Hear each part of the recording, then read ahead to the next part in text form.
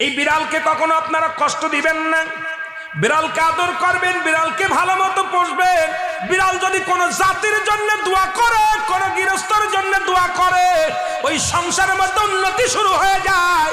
ওই সংসারের মধ্যে আর এক নাম্বার হলো, যে ঘরে বিড়াল থাকে সেই ঘরে জিন আসতে পারে না, জিন বাস করতে পারে না।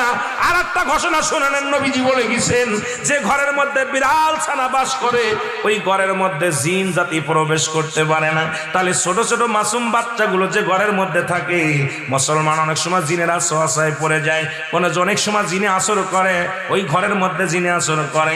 যে ঘরের মধ্যে বিড়ালকে আদর করে বিড়াল থাকে, ওই ঘরের মধ্যে বিলাই বিড়াল বিড়াল বিলাই বিলাই, এইটা যার ঘরের মধ্যে আছে এই ঘরের মধ্যে দুষ্ট জিনেরা আসতে পারে না। জোরে জোরে চিল্লায় বলা যাবে না মারহাবা। একবার নবী সুলাইমান আলাইহিস সালাম শুনতে পাইলেন পাশের বাড়িতে একটা কুকুরকে কষ্ট দিয়ে বিষ